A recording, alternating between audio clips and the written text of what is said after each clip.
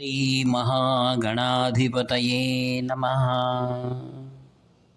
शङ्करं शङ्कराचार्यं केशवं बादरायणं सूत्रभाष्यकृतौ वन्दे भगवन्तः पुनः पुनः। अपारकरुणासिन्धुं ज्ञानदं शान्तरूपिणं श्रीचन्द्रशेखरगुरुं प्रणतोऽस्मि मुदान्वहम्। देवे देहे च देशे च भक्त्यारोग्यसुखप्रदं बुधपामरसंसेव्यं तं श्रीजयेन्द्रं नमाम्यहम्।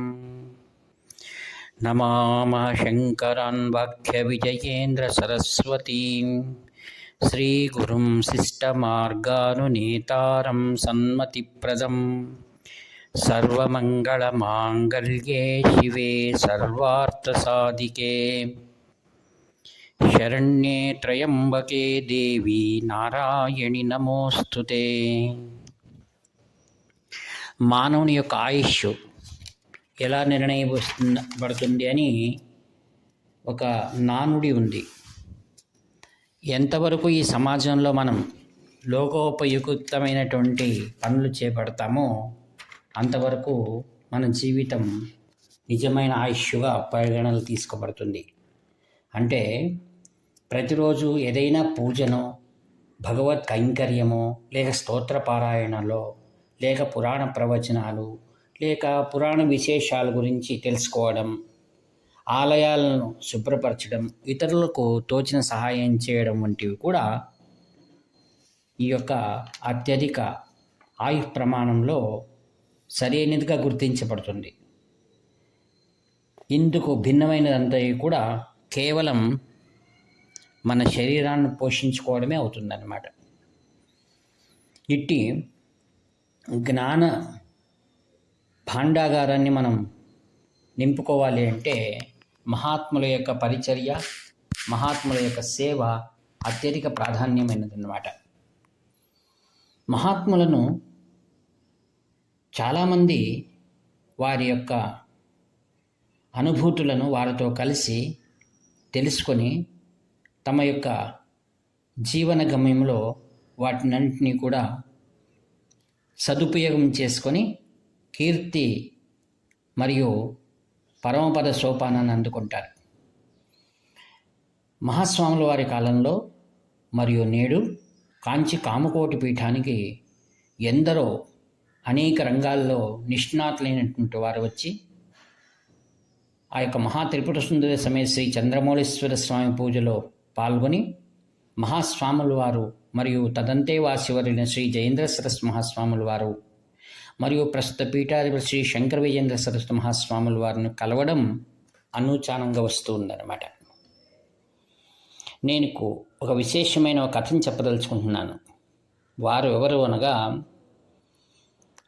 చక్రవర్తి రాజగోపాలాచారి గారు. వారిని అందరూ కూడా ప్రేమతో సీకే రాజాజీ అని పిలుస్తుంటారు. తర్వాత ఈయనకు చాలా ముద్దు పేర్లు కూడా ఉన్నాయి. ఈయన మ్యాంగో ఆఫ్ సేలం అని కూడా పిలుస్తుంటారు. మహాజ్ఞాని. ఈ యొక్క భారత స్వాతంత్రోద్యమంలో అత్యధిక ప్రాధాన్యమైనటువంటి పాత్రను పోషించినటువంటి ప్రజ్ఞాశాలి సీకే రాజాజీ గారు 10 డిసెంబర్ 1878లో వీరు జన్మించారు. వీరు తోరపల్లి అనేటువంటి ఒక పల్లె మెడ్రాస్ ప్రెసిడెన్సీలో వస్తుంది. ఇది ఈయన గొప్ప రాజకీయ విజ్ఞాని మరియు అదేవిధంగా ఆధ్యాత్మికంలో చాలా గొప్ప స్థితిని పొందినటువంటి వారు. వీరిని అందరూ కూడా గౌరవిస్తుంటారు. ఈయన్ను మూర్తిరాజ్ఞ రాజాజీ అని కూడా పిలుస్తారు. ఎందుకనగా అనేక విషయాల్లో ఈయనకు పట్టు ఉంది. ఈయన ఒక రచయిత మరియు న్యాయవాది, భారతదేశ స్వతంత్ర సేనాని. ఆశ్చర్యమైనటువంటి ఏంటంటే ఈయన కాంచి కామకోటి పరమాచార్య స్వాముల వారికి పరమ భక్తుడు మరియు సనాతన ధర్మం పైన తనదైన విశిష్టమైన ముద్ర వేసినటువంటి ప్రజ్ఞాశాలి. స్వాతంత్రోద్యమంలో ఎలా పాల్గొన్నాడో సనాతన ధర్మాన్ని పెంపొందించడంలో, దాన్ని రక్షించడంలో తనదైన పాత్రను పోషించాడు ఈయనలో ఉన్నటువంటి సంస్కారాలు, వీరి కుటుంబం, ఆమె చాలా ప్రఖ్యాతి అయినటువంటి సంస్కారవర్త. వీరి కుటుంబం అంత మంచి పేరు ఉన్నందువలన మహాత్మా గాంధీజీ వీరితో సంబంధ బాంధవ్యాలు కలుపుకున్నాడు. అదేంటంటే శ్రీమతి అల్వేల్ మంగమ్మ, శ్రీయుత సికే రాజాజీ గారి ప్రేమ పాత్రైన కుమార్తె చిరంజీవి లక్ష్మి, ఈమెను మహాత్మా గాంధీ కుమారుడైనటువంటి దేవదాస్ గాంధీకి వివాహం చేశారు. రాజాజీకి 3 మనవళ్ళు. ఒక రాజమోహన్ గాంధీ, 2వ రామచంద్ర గాంధీ, 3వ వారు గోపాలకృష్ణ గాంధీ. శ్రీ గోపాలకృష్ణ గాంధీ ఈయన స్వతంత్రం అనంతరం వెస్ట్ బెంగాల్ గవర్నర్గా కూడా ఉన్నారు. శ్రీ రాజాజీ గారు తమిళనాడు చీఫ్ మినిస్టర్గా కూడా ఈయన బాధ్యతలు నిర్వర్తించాడు. ఆశ్చర్యం ఏమిటంటే చక్రవర్తి రాజగోపాలాచారి గారు మనకు చిట్ట చివరి గవర్నర్ జనరల్ ఆఫ్ ఇండియా. అంటే ఏమిటి మాట అనగా అంతవరకు కూడా బ్రిటిష్ వారే గవర్నర్ జనరల్గా ఉండేవారు. ఈయన 1950 ఆ ప్రాంతంలో చిట్ట చివరి గవర్నర్ జనరల్గా ఉన్నారు.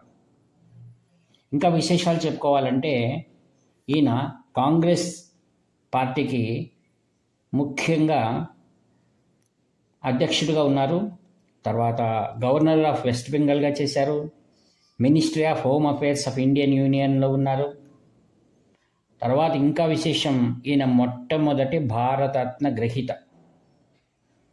ఈయన మానసిక స్థితి ఏంటంటే భారతదేశం నిరాయుధీకరణను మరియు శాంతినే ఈయన ఎల్లప్పుడూ కూడా ప్రోత్సహించాడు. ఈయన కాలంలో తమిళనాడు రాజకీయంలో కానివ్వండి, తమిళనాడు సామాజిక జీవితంలో కానీ నాస్తికత్వం బాగా ప్రబలిన కాలం. అప్పుడు ఈయన అయోధ్య రాములకు అవమానకరంగా చెన్నైలో ఉత్సవాలు చేసినప్పుడు ఈయన మహాస్వాముల వారిని కలిసి ఎంతో తన కలిగిన మనస్తాపాన్ని పంచుకున్నారు.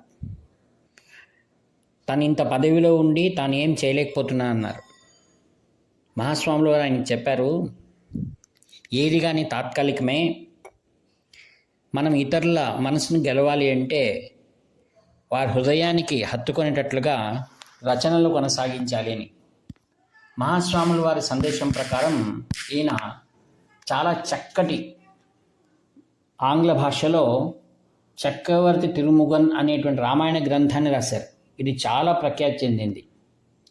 అది కాక సనాతన ధర్మాన్ని సంపూర్ణంగా అర్థం చేసుకోవాలని వ్యాస భగవాను గురించి అనేకమైన కథనాలు రాశారు.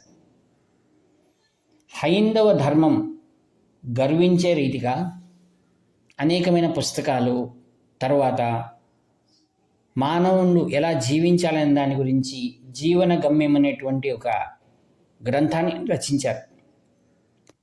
ఆశ్చర్యం ఏమిటంటే ఈయన రచనలోనూ చాలా ముందున్నాడు. ఈయనకు ఈ గ్రంథ సాహిత్యాలకు సాహితీ పురస్కారం లభించింది. ఇంతటి మేరు శిఖరాలను అధిరోహించినటువంటి రాజాజీ స్వాతంత్ర సంగ్రామంలో నిరంతరం కృషి చేశాడు. ఆ కాలంలో నేటి మాదిరిగా సంచారము మరియు సౌలభ్యాలు ఏమీ లేవు.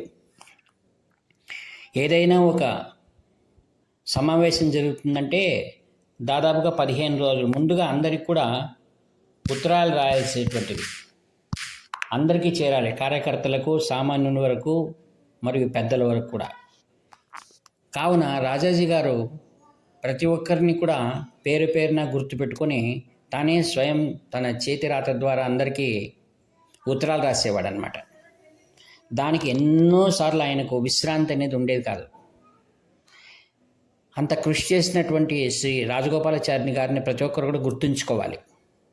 కాంచి కామకోటి పీఠం ప్రతి ఒక్కరి వ్యక్తిత్వాన్ని మరియు వారు ఈ స్వతంత్రం కోసం పోరాడిన వాళ్ళను మరియు మన భారతదేశంలో సంస్కృతి సౌరభాలను పెంపొందించే వారిని, అనేక రంగాలలో భారతదేశానికి సహకారాలు అందిస్తూ ఈ దేశం యొక్క అభివృద్ధికి, ఔన్నత్యానికి ఎవరెవరు ముందున్నారో వారినందరినీ కూడా సంపూర్ణమైన ఆశీస్సులు అందించినటువంటి పీఠం కంచి కామకోటి పీఠం. ఈ విధంగా ఉండగా ఒకసారి జమునాలాల్ బజాజ్ అని చాలా ప్రఖ్యాతమైనటువంటి పారిశ్రామికవేత్త ఆయనకి ఎన్నో రోజులుగా మహాస్వాములను కలవాలనేటువంటి ఒక కోరిక ఉండేది. అందుకు తగిన వారే శ్రీ రాజాజీ గారు అని ఆయన నిర్ణయించుకొని రాజాజీ గారికి సందేశం పంపించారు. చాలా ఉదారుడు మరియు సంస్కారకర్త మరియు పారిశ్రామికవేత్త అయినటువంటి శ్రీ జమునాలాల్ బజాజ్ గారికి మహాస్వాముల వారితో సమావేశం ఏర్పాటు చేసే బాధ్యతను శ్రీ రాజాజీ గారు తన భుజస్కంధాలపైన వేసుకున్నారు. అందుకు తగిన ఏర్పాట్లు కూడా జరుగుతున్నాయి. కాంచీపురంలో మహాస్వాముల వారు అప్పుడు ఉండేవారు. ఆ సందర్భంలో సాయంకాలం జమునాలాల్ బజాజ్ గారు వచ్చారు. వీరిద్దరూ కలిసి మఠానికి వెళ్ళారన్నమాట. ఆ సందర్భంలో వెళ్ళినప్పుడు ఆయన ఉదయం నుంచి స్నానం చేయలేదు. ఎవరు? శ్రీ కె చక్రవర్తి రాజగోపాలాచారి గారు. మరి స్వాముల వారిని ఎలా దర్శించాలి? అందుకోసం బయటనే కూర్చున్నారన్నమాట. స్వాముల వారి ఏర్పాటు జరిగింది. జమునాలాల్ బజాజ్ గారు లోపల కూర్చొని మాట్లాడుతున్నారు. అప్పుడు స్వాముల వారు అన్నారు, ఒక్కరే వచ్చారా మీరు అంటే, శ్రీ రాజాజీ గారు బయట ఉన్నారు అన్నారు. ఎందుకు ఆయన లోపలికి రాలేదంటే, తెలియదు స్వామి అన్నాడు అంతే. అప్పుడు పరిచారకుడిని పిలిచి ఆయన లోపలికి రమ్మని పర్వాలేదు అని. ఆయన సంకోచంతో అక్కడ విభూతి నొసట రాసుకొని లోపలికి వెళ్ళి భక్తిగా నిలుచుకున్నారు. అప్పుడు మహాస్వాముల వారు ఏమన్నారంటే, దేశసేవ దేవసేవ రెండు ఒకటే. నీవు దేశసేవ చేస్తున్నావు, నీకు ఆచారమైన పని ఎందుకు? ఆ యొక్క మాతృభూమి అని అంటారనమాట మన దేశాన్ని.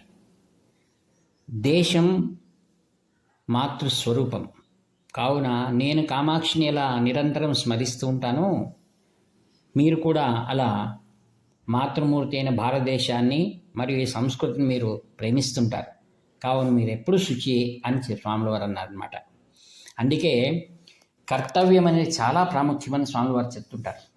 ప్రతి క్షణం కూడా మనం మొదట్లో మాట్లాడుకున్నట్టు లోకోపయుక్తమైనటువంటి పనులు చేయడం అనేటువంటిదే నిజమైనటువంటి దైవ కార్యం. మాతృసేవ, పితృసేవ, ఆచార్య సేవ, దైవ సేవ, దేశ సేవ. ఈ యొక్క మహాస్వాముల వారి ఆలోచనలు ఏవైతే ఉన్నాయో వాటినే వారి ఉత్తరాధికారి శ్రీ శ్రీ శ్రీ జయేంద్ర సరస్వతి మహాస్వాముల వారు తమ జీవితాంతము కొనసాగించారు. ఎన్నో ఇబ్బందులు ఎదుర్కొన్నా వాటినన్నిటినీ కూడా తమ గురుదేవులైనటువంటి మహాస్వాముల వారి స్మరణతో అన్నిటినీ కూడా పక్కకు నెట్టి ధైర్య సాహసాలతో ఇటు సాంప్రదాయవాదులను మరియు ఇటు దేశభక్తి ఉన్నటువంటి వర్గం వారిని అందరినీ కూడా సమతూకంగా సమతుల్యంగా చూసుకుంటూ వెళ్ళి సమస్తమైన భారతదేశంలో సమాజ సేవ కోసం ఉత్తుంగ శిఖరాలలో సేవనందించినటువంటి వారి ఉత్తరాధికారి శ్రీ శ్రీ శ్రీ జయేంద్ర సరస్వతి మహాస్వాముల వారు కాంచి కామకోటి పీఠం ఇటు సమాజం, ఇటు దేశభక్తి మరియు దైవ సేవ మరియు కుటుంబ కార్యక్రమాలు నిర్వహించాలని పదే పదే శ్రీ శంకర విజయేంద్ర సరస్వాముల వారు తమ యొక్క అనుగ్రహ భాషణను తెలియజేస్తుంటారు. ఇట్టి మహాపీఠాన్ని మనమందరూ కూడా దర్శించి ఆ పీఠ పూజల్లో మనం పాల్గొని చరితార్థకమైనటువంటి జీవితాన్ని కొనసాగించేటువంటి సంపూర్ణ అనుగ్రహాన్ని కామాక్షిదేవి మరియు మహా త్రిపుర సుందరి సమేత శ్రీ చంద్రమౌళీశ్వర స్వామి మనకు అనుగ్రహించి ప్రార్థిస్తూ ఈ వాక్పుష్పములన్నింటినీ కూడా మహాస్వాముల దివ్య చరణారవిందములకు సమర్పిస్తూ సెలవు తీసుకుంటాను. ఇట్లు మీ ప్రియతమ నేస్తము నివర్తి నాగభూషణ శర్మ. హర హర శంకర, జయ జయ శంకర, హర హర శంకర, జై జయ శంకర. హర హర శంకర. జయ జయ శంకర.